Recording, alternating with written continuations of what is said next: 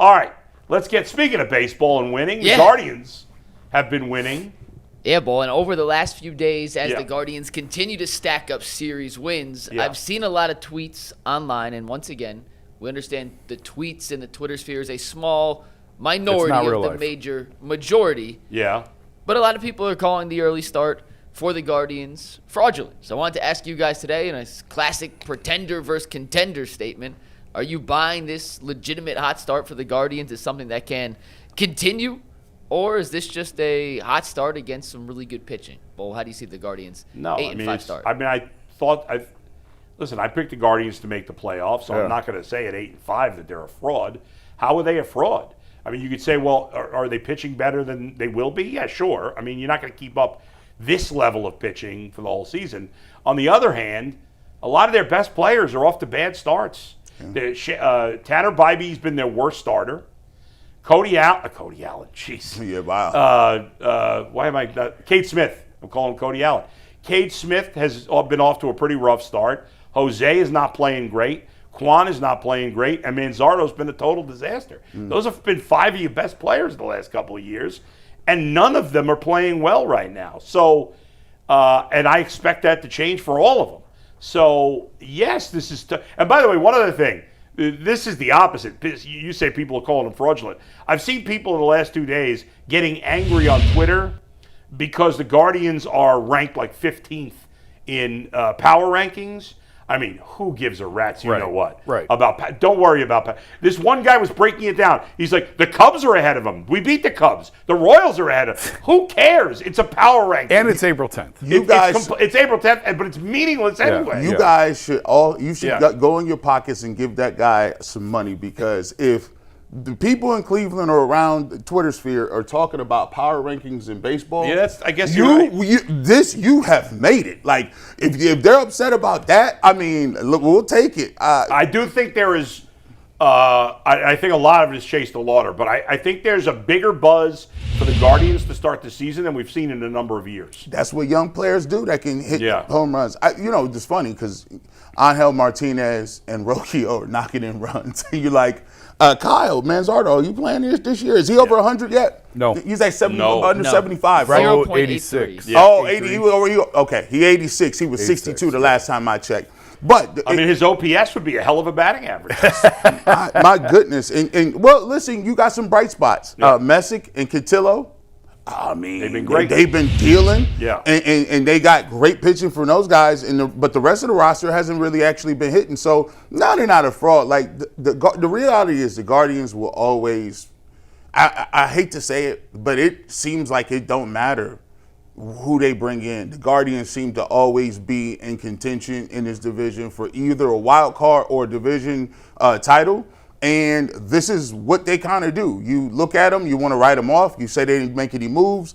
And then the season starts and 3 or 4 players decide to play well that you didn't think were going to play well. And by the end of the season, the guys who do usually play well pick it up and they kind of take over for the guys that are not good. Yeah. So they're kind of like, without the championships, unfortunately, they're kind of like the Steelers of baseball. Yeah. You know, there's a lot of years you're like, I don't think they're that good. And they're always in the mix. That's a good analogy. You're right. Like they don't really. Unfortunately, we don't have the championship. No rings. But for what we got, I mean, hey, they go to the playoffs a lot. Yeah, Guardians just need a quarterback like the Steelers.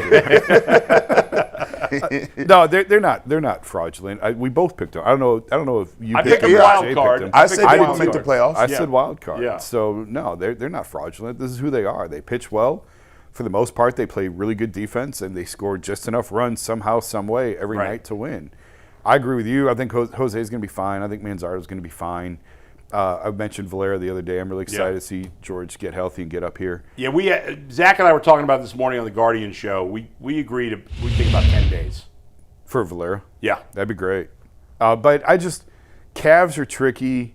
Cavs, if you come back too soon, they can just wreck you. I'm talking about the Cavs. No. Calf. I'm like, what? Calf injuries. How did we get to the Cavs? Calf injuries on baseball players they can be tricky. They can just haunt you if you try and come back, especially in the cold weather and all that. So, I mean, just make sure that it's fully healed when he does come back. But, no, I absolutely believe in this team. I believe in the bullpen. I believe in the starters. Yeah. and I think this lineup is going to be better than it's been, and it's going to be better than what it showed this year. And I don't think they're like, I think this team, what I'd like to see, and I know this is a long way down the road, but I think trade deadline time, they're going to need one more bat, and I think they might need a legit right-handed setup guy. I'm a little nervous about Gaddis. Have you seen his velocity? It's down. It's way down. Yeah. I don't like that. That makes me nervous. So they say they're not worried about it, but I don't believe that because he's throwing like 4 or 5 miles an hour below what he threw last year. Yeah. That is a concern.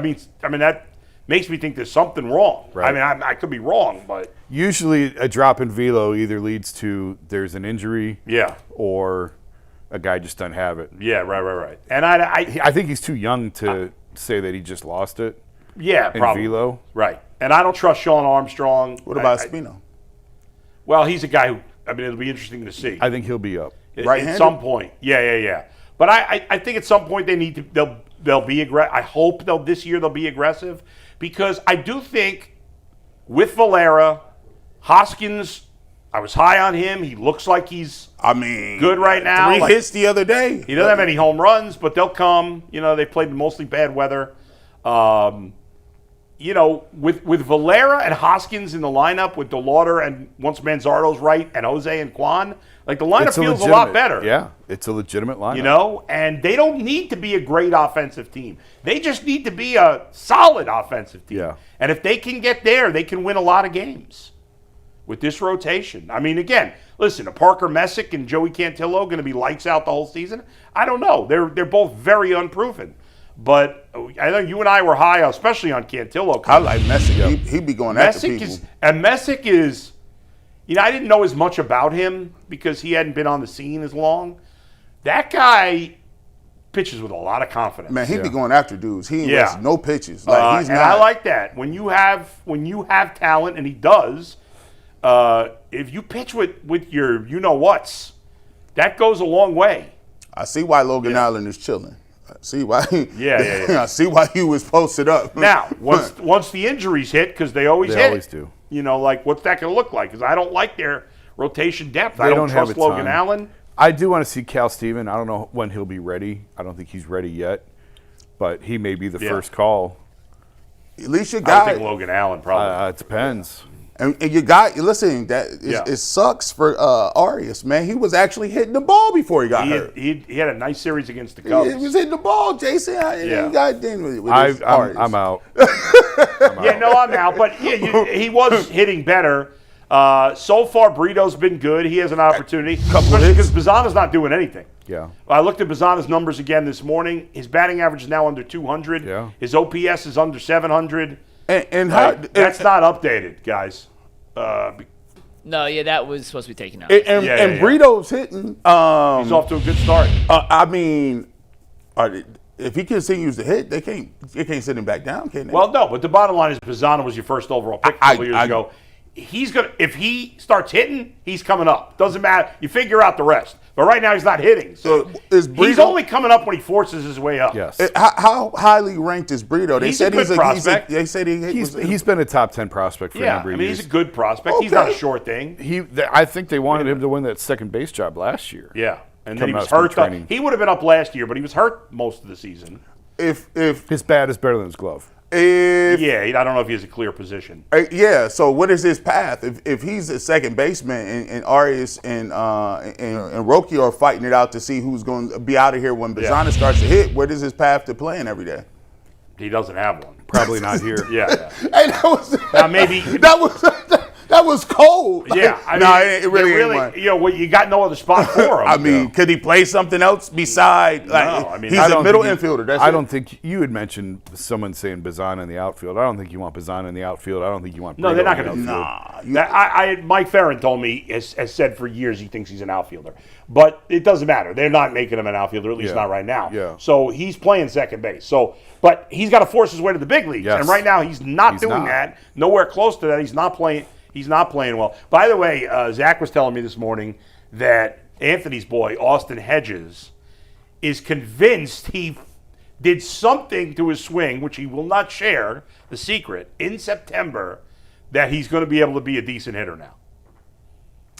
It'll happen. kind of joking for years that he admitted he was terrible. He had a decent September. He's off to a good start. I ain't buying it, but I mean, he's off to a nice start. He's been on base quite a few times. I mean, he's had some clutch hits. He is so good at handling the pitching staff. He's so good defensively that if he could even get up to just moderately bad, right, that would be. I mean, Bo Naylor stinks. So. Yeah. Hey, that ship has sailed on Bo Naylor. Yeah. That ship. Yeah, because we all agree that that's not it. That's not going to work. You know.